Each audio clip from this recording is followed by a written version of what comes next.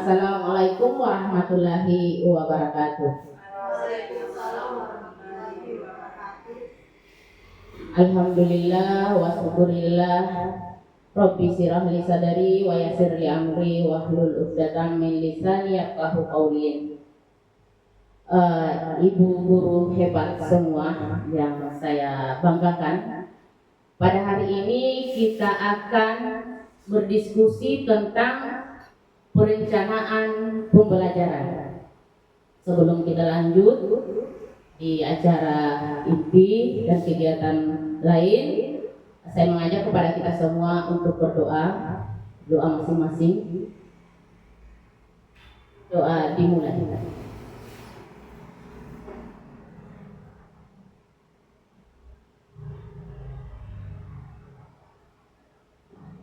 Amin ya rabbal alamin. Selesai.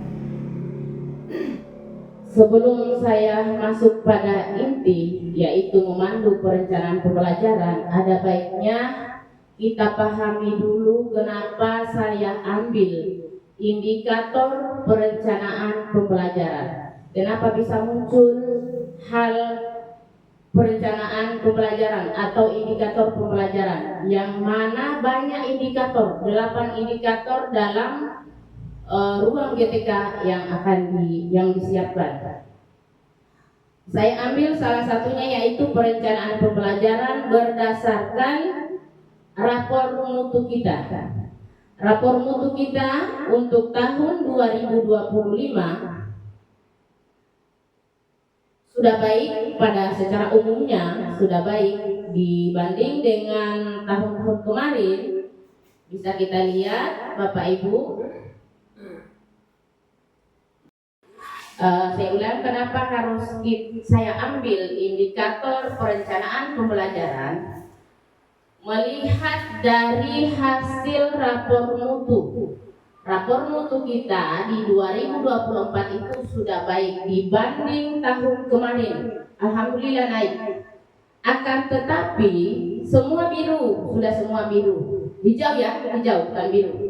Semua sudah hijau. Kalau yang tahun lalu 2023 hasilnya yang kita baca di 2024 itu literasi numerasi itu merah. Ya. Untuk tahun 2024 yang kita baca di tahun 2025 semua sudah hijau, akan tetapi masih ada yang karakter murid baik tapi turun. Maksudnya nilainya sudah bagus tapi dia turun dari tahun kemarin. Nah, yang mana di tahun kemarin itu kan numerasi sama literasi. Sekarang literasi numerasinya sudah di angka yang naik, tapi dia di karakter murid kita turun. Yang mana karakter murid?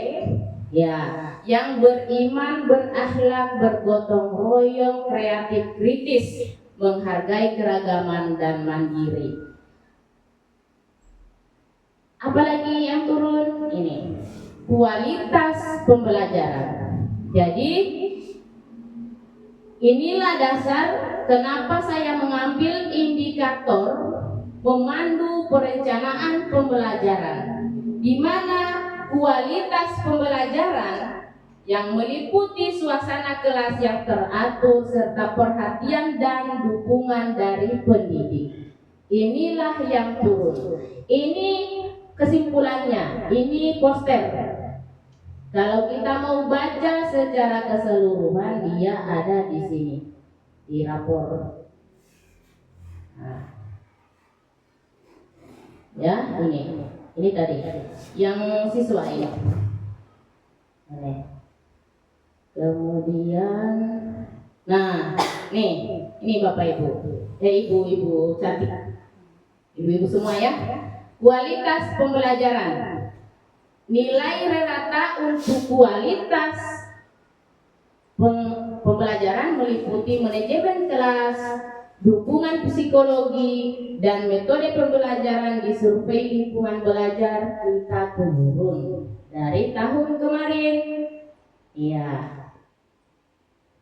Pembelajaran menunjukkan kualitas yang optimal ditunjukkan dengan suasana kelas yang kondusif, dukungan afektif dan aktivitas kognitif dari guru yang konstruktif.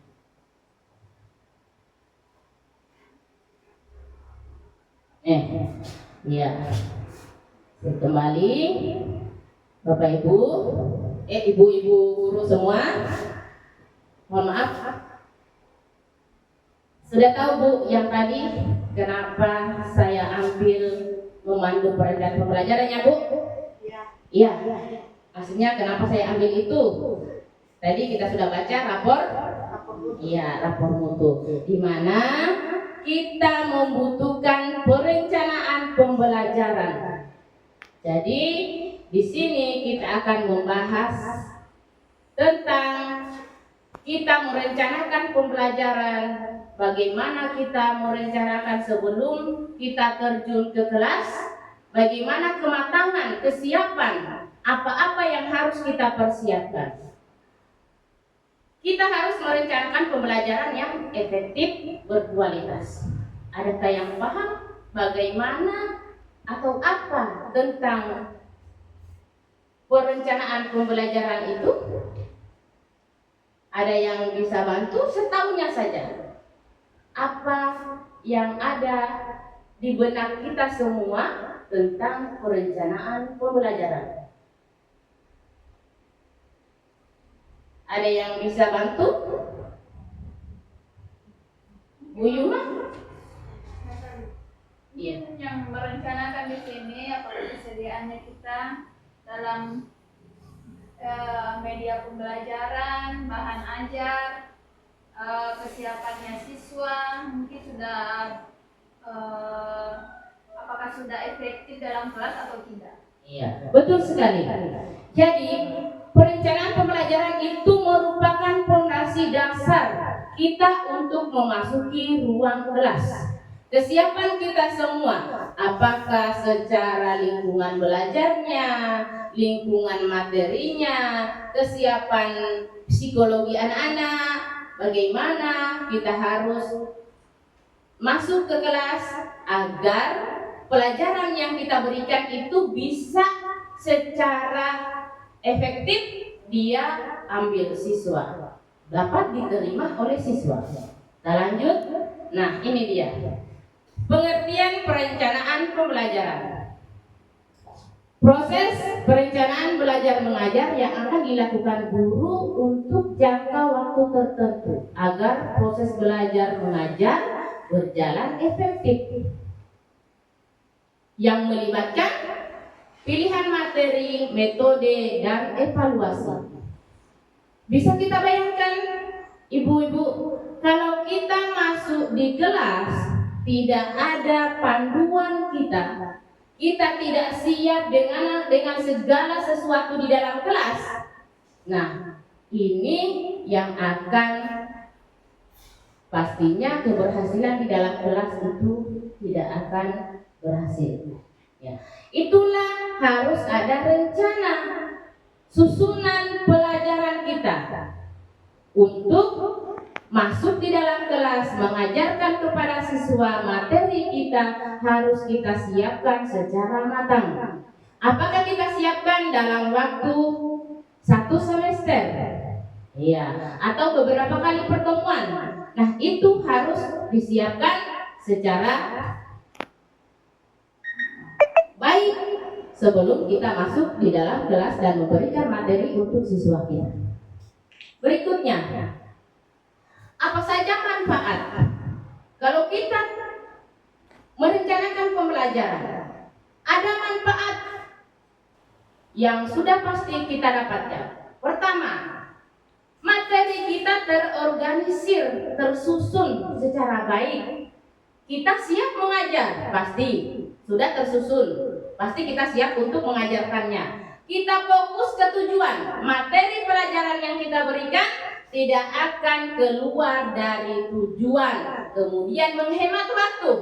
Sudah pasti meningkatkan kualitas mengajar dan prestasi siswa. Kita bisa bandingkan pada saat ibu-ibu guru melakukan, saya kira semua hampir 80% di SD Negeri 18 Solo itu sudah melakukan piloting BPG.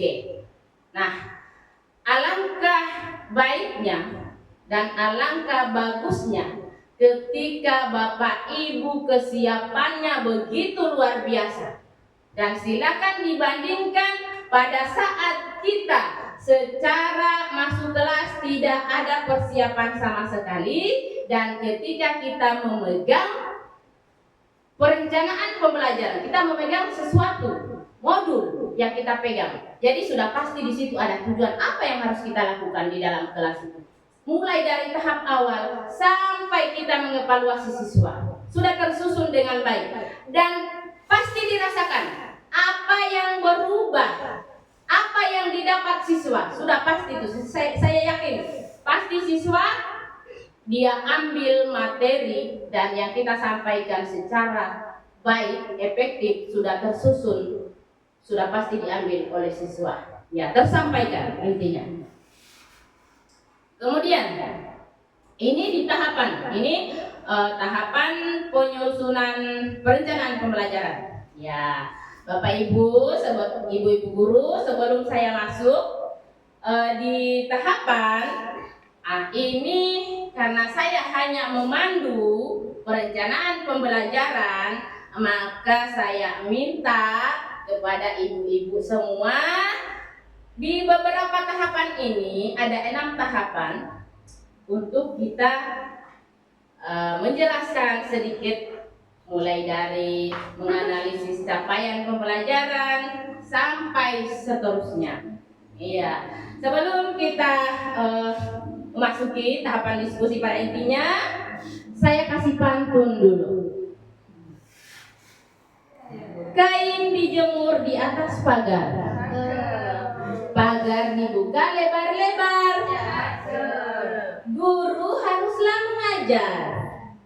Jika mengajar, jangan berhenti belajar. Iya. Oke. Kita lanjut, kita mulai dari tahapan pertama. Kita masuk pada inti diskusi kita. Karena saya hanya memandu, di perencanaan pembelajaran ini ada beberapa tahapan yang akan kita lalui. Ya, yaitu ada 6 tahapan. Menganalisis capaian pembelajaran, menetapkan tujuan pembelajaran, menyusun strategi dan metode pembelajaran, kemudian memilih bahan ajar dan media pembelajaran, kemudian pelaksanaan pembelajaran, kemudian monitoring dan evaluasi hasil belajar. Saya minta dengan hormat ibu-ibu yang cantik, silahkan didiskusikan apa saja, poin-poin apa saja yang ada dalam tahapan ini. Ya. Oke, Bu Guru siapa? Yang pertama? Oke, terima kasih. Bismillahirrahmanirrahim. Assalamualaikum warahmatullahi wabarakatuh. Waalaikumsalam warahmatullahi wabarakatuh. Baiklah, saya akan memaparkan masalah menganalisis capaian pembelajaran. Terima kasih atas waktu yang diberikan pada saya.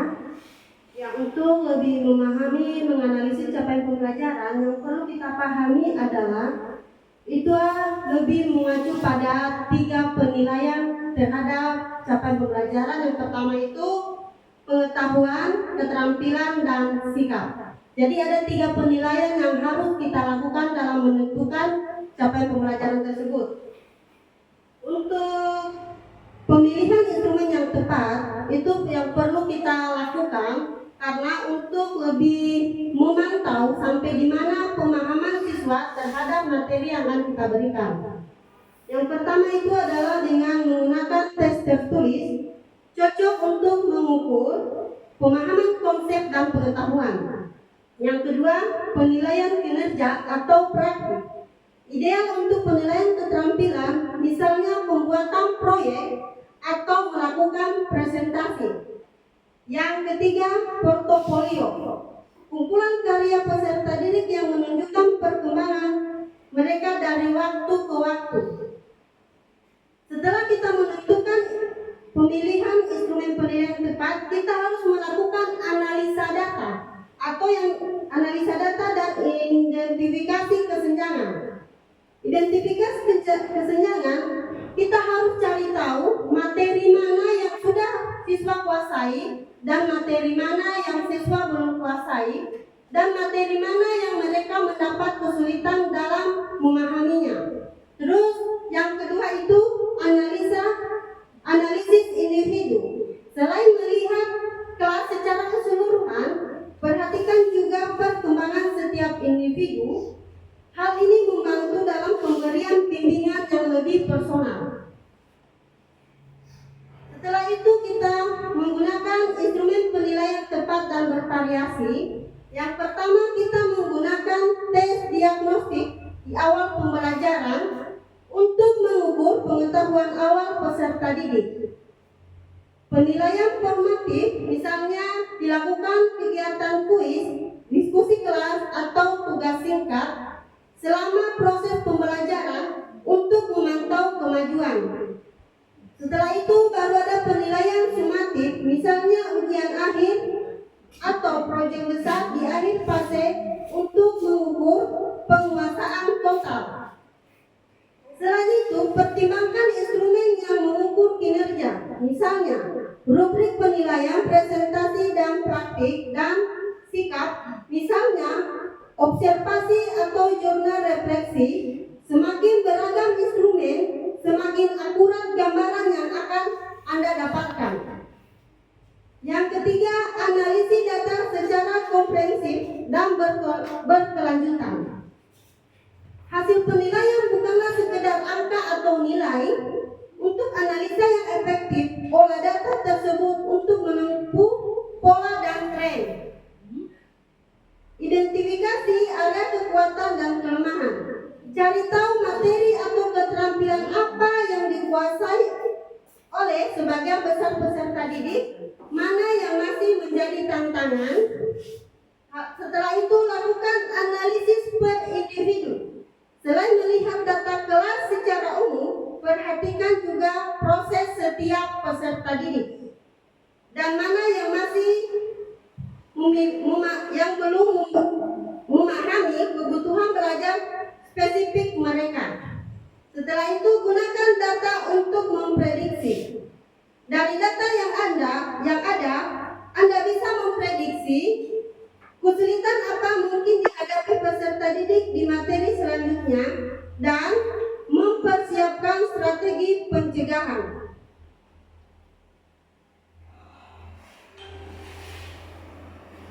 Yang terakhir, jadikanlah hasil analisis sebagai dasar untuk perbaikan berkelanjutan. Analisis CP tidak akan efektif jika tidak diikuti oleh tindak lanjut yang konkret. Yang pertama, berikan umpan balik yang konstruktif. Sampaikan hal analisis kepada peserta didik dengan jelas. Berikan contoh dan tunjukkan langkah-langkah perbaikan yang diambil. Yang kedua, sesuaikan strategi pembelajaran. Jika analisis menunjukkan sebagian besar peserta didik kesulitan pada satu topik, pertimbangkan untuk mengubah metode pengajaran. Mungkin perlu menggunakan media visual, media pembelajaran yang lebih interaktif atau memberikan latihan tambahan. Yang ketiga, lakukan remedial dan pengayaan. Berikan program remedial bagi yang belum mencapai CP dan berikan materi pengayaan untuk peserta didik yang sudah menguasai. Yang terakhir, diskusikan dengan rekan guru. Berbagi hasil analisis dengan guru lain dapat memberikan wawasan baru dan solusi yang mungkin belum terpikirkan. Itulah tadi pemaparan saya seputar menganalisis capaian pembelajaran. Saya akhiri dengan ucapan wabillahi taufiq wal hidayah. Assalamualaikum warahmatullahi wabarakatuh. Waalaikumsalam warahmatullahi wabarakatuh. Ya, kita lanjut. Ini dipersingkat saja dalam menentukan tujuan pembelajaran. Ada ibu siapa yang terima kasih, Bu, silakan. Saya melanjutkan dari tahapan yang pertama tadi tentang capaian pembelajaran. Yang kedua ini adalah tujuan pembelajaran. Menetapkan tujuan pembelajaran. Menetapkan tujuan pembelajaran di sini tidak lepas dari capaian pembelajaran. Tidak akan ada tujuan pembelajaran kalau capaian pembelajaran itu belum kita rancang. Jadi yang pertama, yang awal dulu kita gunakan, kita lihat itu capaian pembelajaran yang telah dijelaskan tadi sama Bu Lien. Nah, sekarang saya tujuan pembelajaran.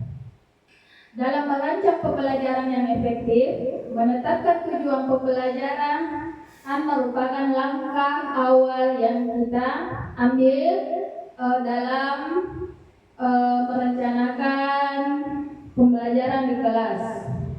Ini sangat membantu memastikan bahwa setiap kegiatan yang kita lakukan dalam proses belajar mengajar berkontribusi pada pencapaian hasil yang kita inginkan pada siswa. Di sini ada tahapan-tahapan, beberapa tahapan dalam merencanakan tujuan pembelajaran. Yang baik, yang harus memenuhi kriteria SMART. Tujuan pembelajaran juga ini harus bagus ya, supaya siswa yang kita ajar juga ini bisa berkualitas. Yang pertama itu adalah spesifik. Tujuan pembelajaran spesifik ini harus dirumuskan secara spesifik, jelas dan tidak ambigu. Yang kedua, terukur. Tujuan pembelajaran harus bisa diukur. Bagaimana kita ukur? Yaitu dengan mengevaluasi apakah siswa telah mencapai tujuan pembelajaran yang telah kita buat melalui tes tertulis atau tidak tertulis, observasi dengan tugas-tugas yang telah kita berikan mau di sekolah ataupun di rumah. Yang ketiga, dapat dicapai. Tujuan pembelajaran harus dapat dicapai oleh siswa dalam waktu yang ditentukan. Memperhatikan tingkat kemampuan dan latar belakang siswa itu sangat penting. Jadi waktu juga harus kita tentukan ya. Yang keempat, relevan. Tujuan harus relevan dengan kebutuhan, minat, jenjang pendidikan siswa. Ini juga harus relevan dengan kurikulum dan standar kompetensi yang berlaku. Tidak mementingkan diri kita sendiri tanpa mengetahui kebutuhan, minat dan jenjang pendidikan yang siswa butuhkan.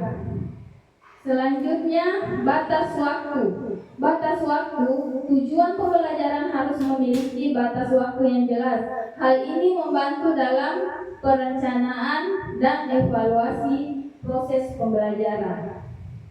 Nah, itu tadi adalah tahapan-tahapan yang harus kita lakukan untuk mencapai tujuan pembelajaran. Yang selanjutnya adalah bagaimana kita merumuskan tujuan pembelajaran yang praktis. Yang pertama itu analisis kebutuhan siswa. Analisis kebutuhan siswa di sini merumuskan tujuan pembelajaran, lakukan analisis terhadap kebutuhan, minat, tingkat pemahaman awal siswa. Ini yang akan kita lakukan di dalam kelas supaya pembelajaran itu bisa berjalan dengan efektif. Yang kedua, mengacu pada standar kompetensi dan kompetensi dasar. Yang ketiga, menggunakan format tujuan yang jelas. Ini menggunakan format tujuan yang jelas ada 3 sebenarnya di sini. Yang pertama itu siswa. Yang kedua adalah perilakunya bagaimana di kelas. Yang ketiga adalah kondisinya, bagaimana juga kondisi siswa tersebut pada saat menerima pembelajaran. Oke, mungkin hanya sampai di situ pemahaman saya tentang tujuan pembelajaran. Terima kasih. Ke tahapan berikutnya, yaitu tahapan ketiga, menyusun strategi dan metode pembelajaran. Ibu guru siapa yang siap untuk memaparkan? Bu Hesti. Silakan Bu Hesti. Oh iya, ini. Terima kasih kesempatan yang diberikan kepada saya. Bismillahirrahmanirrahim. Assalamualaikum warahmatullahi wabarakatuh. Waalaikumsalam warahmatullahi wabarakatuh.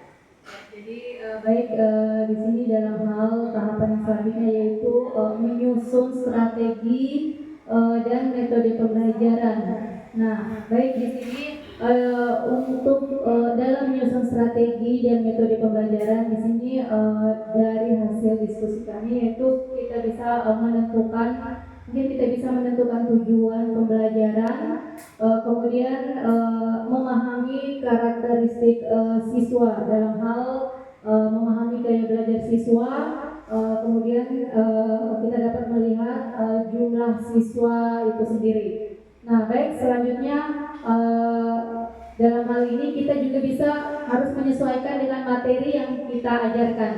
Nah, baik, mungkin supaya kenapa kita harus menyesuaikan dengan materi yang kita ajarkan agar itu kembali lagi kita bisa tercapai tujuan pembelajaran itu tadi. Nah, mungkin untuk langkah-langkahnya dalam menyusun strategi dan metode pembelajaran di sini terbagi ada beberapa. Yang pertama yaitu kita bisa menentukan tujuannya, yang mana tujuan di sini bisa dapat mengembangkan kemampuan berpikir kritis pada siswa atau dalam hal penguatan karakter siswa. Selanjutnya langkah yang kedua adalah kita pahami karakteristik siswa. Karakteristik siswa ini dalam hal yang pertama gaya belajar. Kita kenali apakah siswa ini efektif belajar secara verbal kah, secara visual kah, atau dalam kelompok belajar. Nah, selanjutnya kita pahami juga jumlah siswa, yang mana agar strategi kita bisa terlaksana, makanya kita bisa melihat jumlah siswa yang ada di kelas tersebut. Selanjutnya langkah yang bisa kita ambil dalam menyusun strategi dan metode ini yaitu kita dapat menyesuaikan juga materi yang ada di lingkungan sekitar kita, yaitu materi ajarnya. Kemudian kita juga bisa melihat alokasi waktunya supaya pembelajaran bisa kita atur sesuai dengan alokasi waktu, dan selanjutnya juga kita bisa sesuaikan ketersediaan sumber daya di sekolah. Baik, selanjutnya langkahnya juga kita bisa lanjut ke strateginya, yang mana strategi ini bisa kita perencanaannya itu agar bisa mencapai tujuan pembelajaran yang seperti saya katakan tadi, pembelajarannya itu apakah mau dilaksanakan secara langsung atau direct instruction atau tidak langsung, kooperatif atau pembelajaran yang berbasis masalah atau pengalaman. Baik, selanjutnya dalam hal pemilihan metode pembelajaran, di sini kita bisa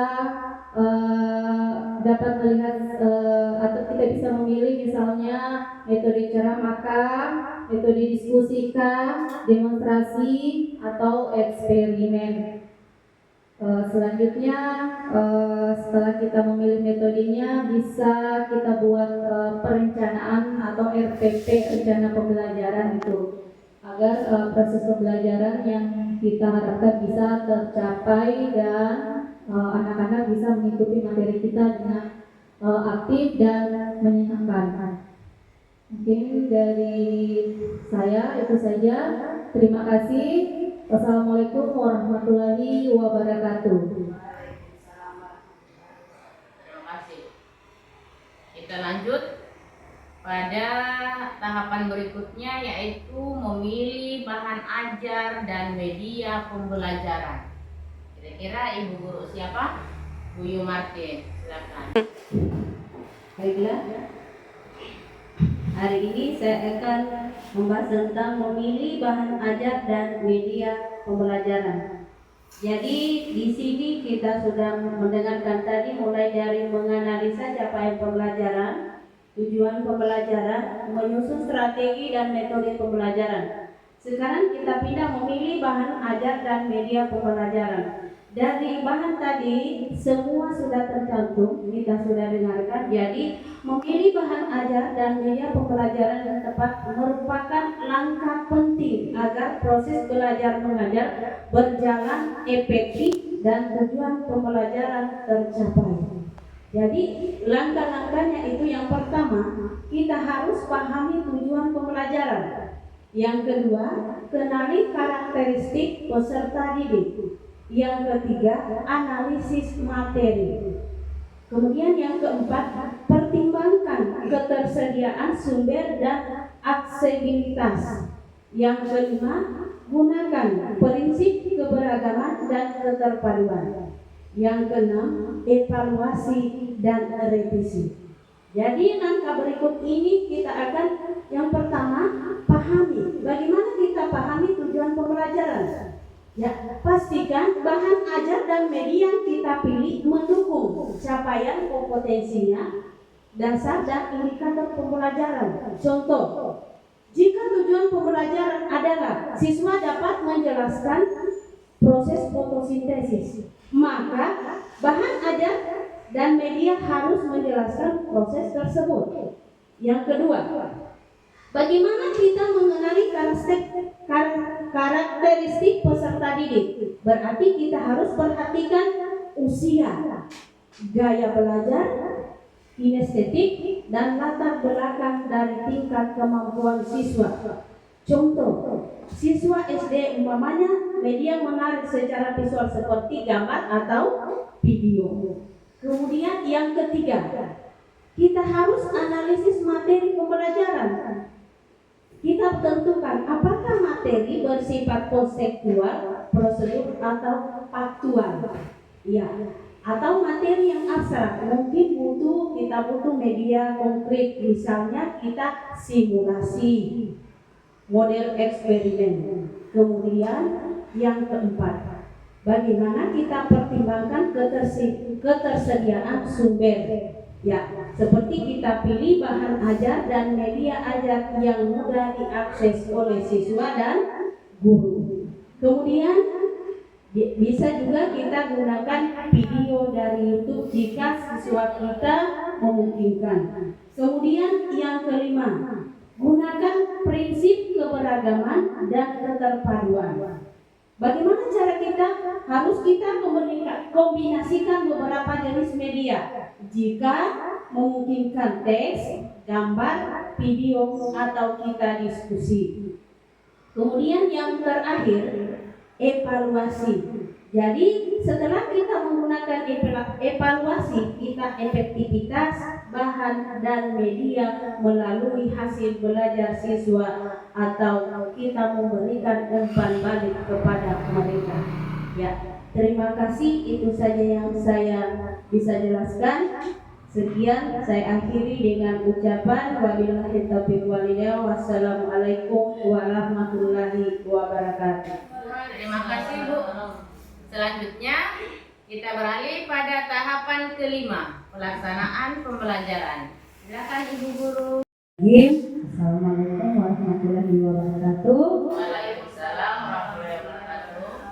Ya, teman-teman tadi sudah mungkin menjelaskan tahapan-tahapan dari yang pelaksanaan pembelajaran. Jadi pelaksanaan pembelajaran itu proses kegiatan belajar mengajar yang dilakukan, yaitu kita sebagai peserta didik dan siswa dan guru. Nah, untuk mencapai tujuan pembelajaran yang telah kita Proses ini melibatkan interaksi timbal balik terarah pada situasi edukatif di mana guru berperan sebagai fasilitator dan pembimbing serta peserta didik aktif terlibat dalam proses belajar. Di sini ada aspek penting dalam pelaksanaan pembelajaran. Yang pertama itu interaksi edukatif. Nah, terjadi interaksi antara guru, peserta didik, sesama peserta didik. Terus yang kedua fasilitasi guru. Nah, kita sebagai pendidik memfasilitasi, memberikan keteladanan dan pendampingan kepada peserta didik. Tujuan pembelajaran, kegiatan diarahkan untuk mencapai tujuan yang telah dirumuskan sebelumnya. Terus lingkungan belajar. Nah, menciptakan suasana yang interaktif, inspiratif dan menyenangkan. Terus yang kelima, kesiapan peserta didik. Pembelajaran dirancang sesuai tahap perkembangan, kebutuhan dan karakteristik peserta didik. Jadi sebelum kita melakukan pembelajaran pasti ada langkah-langkah pembelajaran kita, yaitu persiapannya. Yang pertama itu guru memastikan kesiapan belajar peserta didik dimulai survei, diskusi atau dialog, serta mempersiapkan materi dan media pembelajarannya kita. Terus yang kedua, penyampaian materi. Guru menyampaikan materi itu dengan metode yang sesuai seperti ceramah interaktif, diskusi atau kolaborasi. Nah, ketiga, aktivitas peserta didik. Peserta didik secara aktif terlibat dalam berbagai kegiatan seperti mengerjakan tugas, berdiskusi, atau bereksperimen untuk membangun pemahaman. Nah, yang keempat, asesmen penilaian. Guru melakukan penilaian untuk mengukur pemahaman dan kemajuan peserta didik serta memberikan umpan balik. Yang terakhir itu refleksi. Guru melakukan penilaian untuk mengukur pemahaman dan kemajuan peserta didik serta memberikan umpan balik. Terus refleksi, guru dan peserta didik melakukan refleksi terhadap proses pembelajaran yang telah berlangsung untuk perbaikan di masa mendatang. Untuk itu mungkin cukup sekian. Saya ucapkan Assalamualaikum warahmatullahi wabarakatuh. Waalaikumsalam warahmatullahi wabarakatuh. Kita lanjut pada tahapan terakhir, monitoring dan evaluasi hasil belajar. Inilah inti dari tahapan kita, apakah kita berhasil atau tidak dalam proses pembelajaran. Silakan Ibu siapa? Bu Lita, silakan Bu. Terima kasih atas kesempatan yang telah diberikan kepada saya. Pembahasan yang saya akan bahas hari ini adalah cakupan tahapan dari pembahasan teman-teman. Sebelumnya ada beberapa tahapan, ada 7 ya? 6 tahapan. Mungkin pembahasan saya hari ini yang terakhir itu mengenai monitoring dan evaluasi hasil belajar, di mana di sini ada 2 pembahasan, yaitu monitoring dan evaluasi. Yang pertama monitoring itu adalah proses pemantauan yang sedang berjalan untuk mengawasi pelaksanaan suatu kegiatan pembelajaran secara rutin, kemudian mengumpulkan data dan memastikan kesesuaian secara rutin. dan rencana secara serta mengidentifikasi hambatan dan faktor pendukungnya selama proses tersebut berjalan.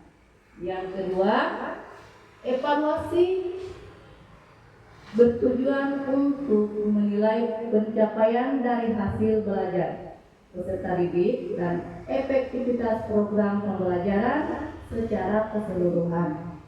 Tujuan utama evaluasi itu adalah untuk mendapatkan pemahaman yang lebih baik tentang sejauh mana suatu entitas atau aktivitas mencapai tujuannya, sejauh mana dampaknya dan bagaimana proses dapat ditingkatkan. Jadi, monitoring dan evaluasi adalah dua konsep yang sering digunakan bersamaan karena keduanya melibatkan pemantauan penilaian, kemudian perbaikan. Selanjutnya, manfaat dari kedua materi ini dalam hal monitoring dan evaluasi itu adalah membantu dalam mendeteksi masalah atau hambatan sejak dini sehingga tindakan perbaikan dapat diambil dengan cepat. Sedangkan evaluasi pun membantu dan mengukur kemajuan terhadap tujuan dan target yang telah ditetapkan. Ini membantu memastikan bahwa monitoring dan evaluasi memberikan data berbasis bukti yang dapat digunakan untuk pengambilan keputusan yang informasional dan cerdas. Selanjutnya dari pembahasan ini, hubungan di antara kedua monitoring dan evaluasi ini mempunyai keterkaitan yang sangat fleksibel.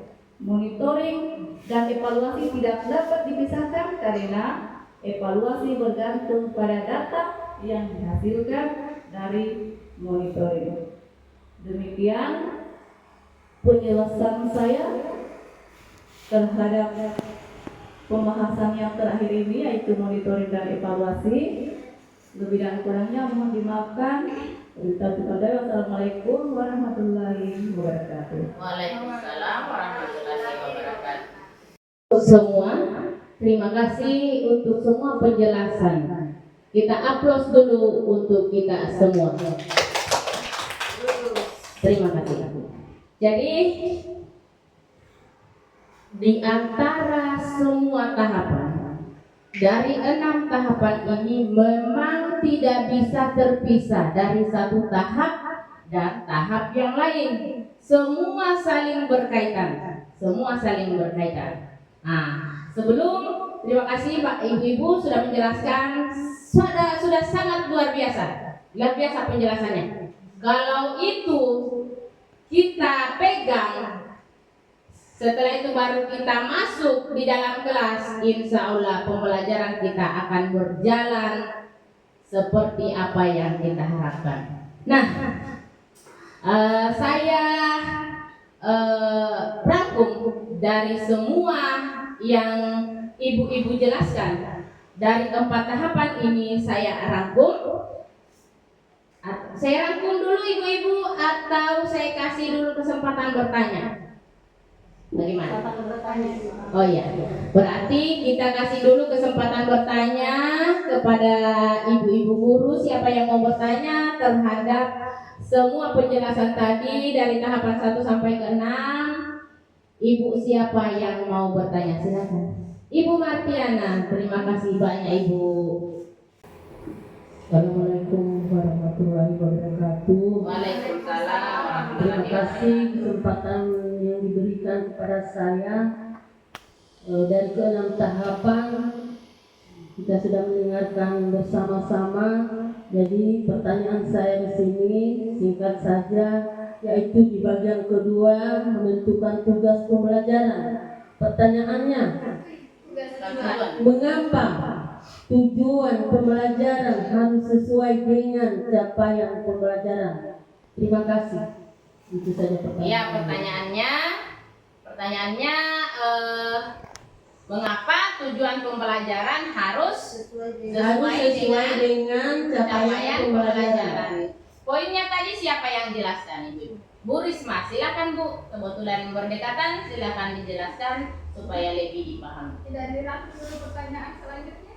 Enggak, jangan. Supaya sebentar rangkumannya satu kali. Oke, terima kasih atas pertanyaan yang telah diajukan kepada Ibu.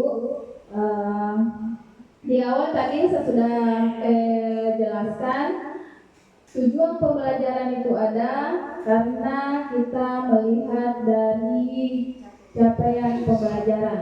Capaian pembelajaran ini adalah langkah awal atau arah yang ditentukan dalam kurikulum yang kita gunakan sekarang ini. Jika tujuan pembelajaran tidak sesuai dengan capaian pembelajaran, maka apa yang kita targetkan untuk siswa dalam kelas itu akan kemana-mana, tidak melenceng dari target yang ingin kita capai.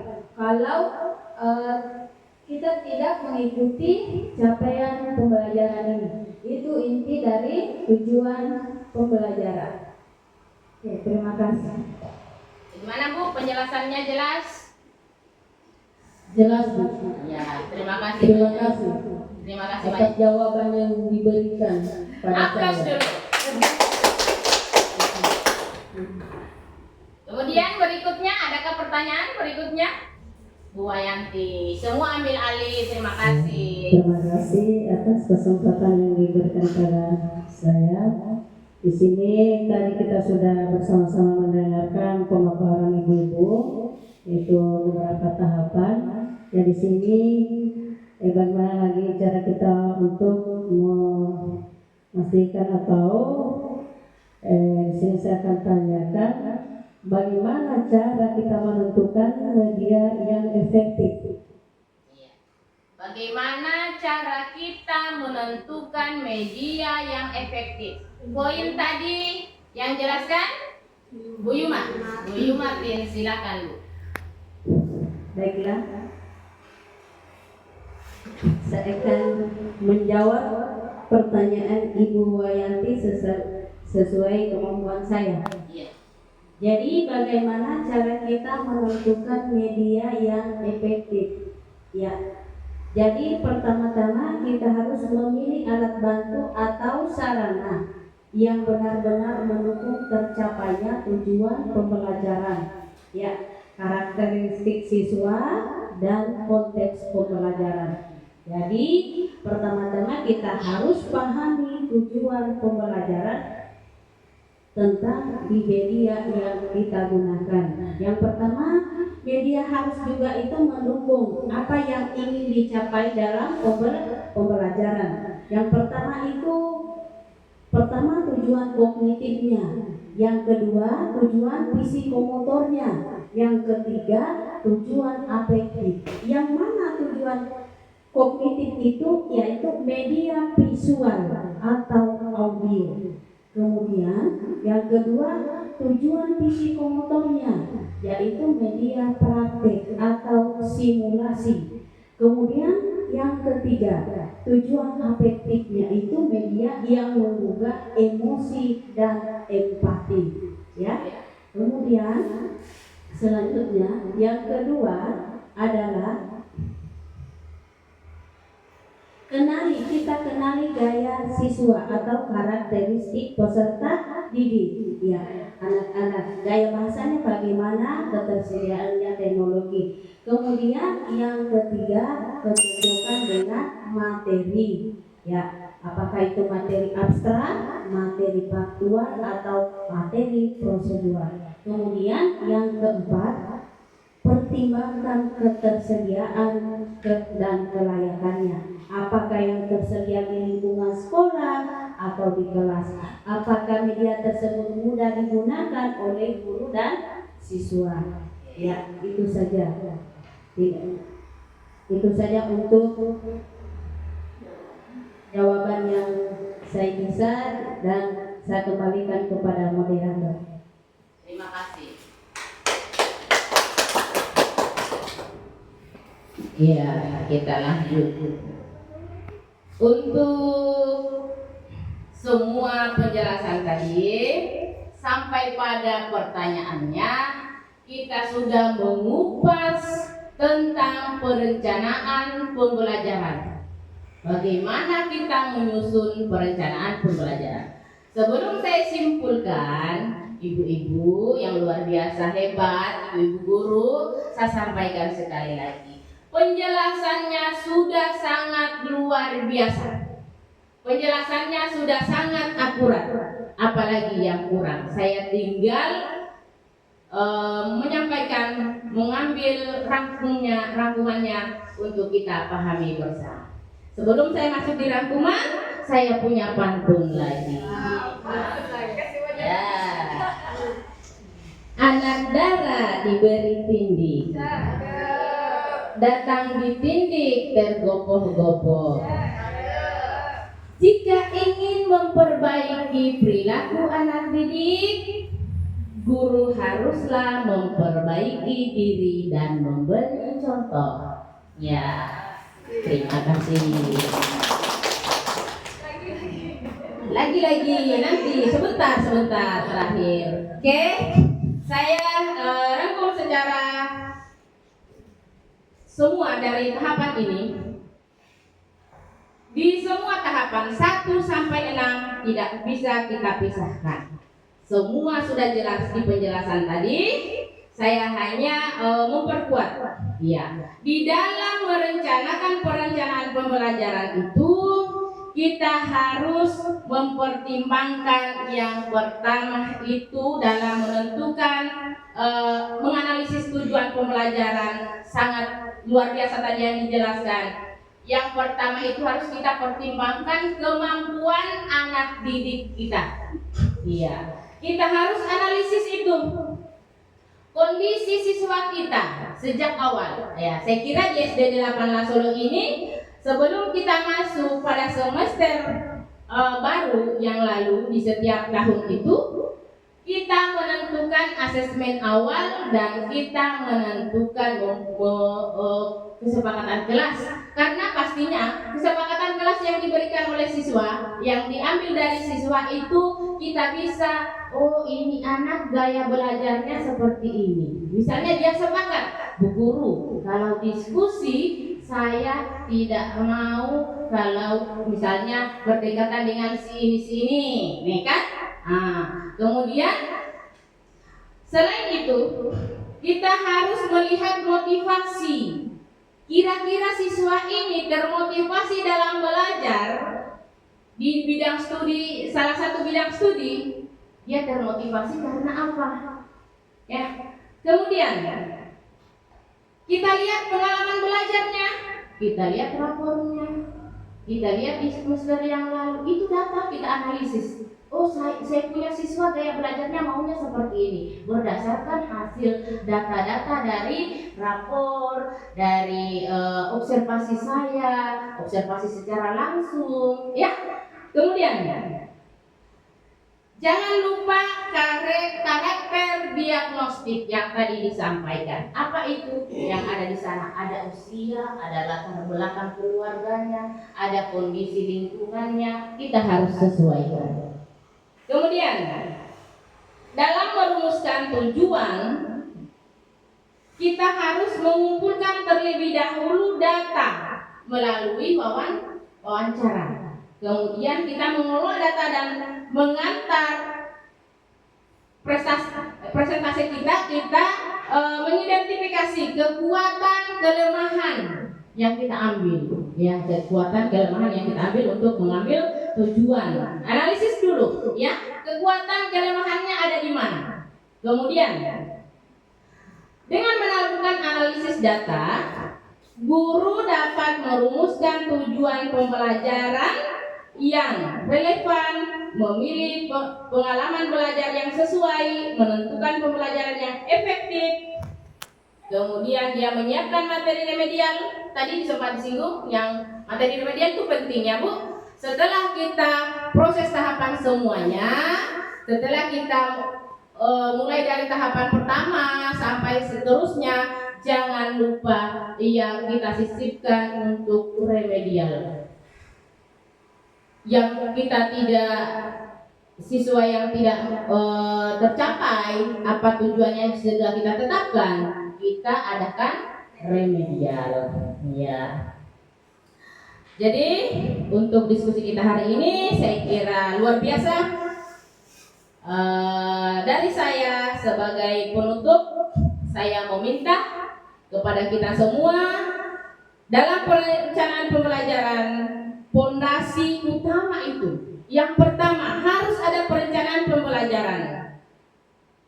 Kalau kita mau pelajaran kita berhasil dan bermakna, karena perencanaan pembelajaran dapat menentukan, kita menentukan tujuan, memilih metode, media, kemudian serta mengatur waktu. Ini intinya. Di perencanaan pembelajaran itu tersusun waktu. Kita tidak akan membuang-buang banyak waktu, kita tidak membuang banyak energi. Kemudian mengambil bahan ajar, media pembelajaran, kita terbantu. Kita tidak lagi harus bersuara keras atau apa untuk mengarahkan siswa. Cukup siswa kita aktifkan di kelas dengan memandunya, dengan bahan ajar yang kita sediakan. Saya kira cukup untuk perencanaan pembelajaran.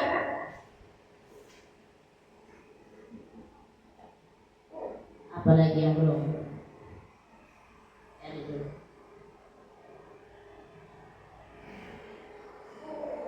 Iya, memberi kesimpulan sudah ya. Saya sudah memberi kesimpulan bahwa perencanaan pembelajaran itu harus dan tidak boleh tidak kita rencanakan. Harus ada kesiapan kita. Ya, melihat rapor mutu kita, diajak lagi kita untuk bekerja. Pada intinya rapor mutu yang kemarin itu untuk perencanaan pelajaran sudah baik, tapi mungkin ini kita lagi menurun dulu. Terima kasih kepada kita semua. Saya akhiri dengan pantun lagi. Berlayar bersama kekasih. Sekian dan terima kasih. Billahi taufiq wal hidayah. Wassalamualaikum warahmatullahi wabarakatuh.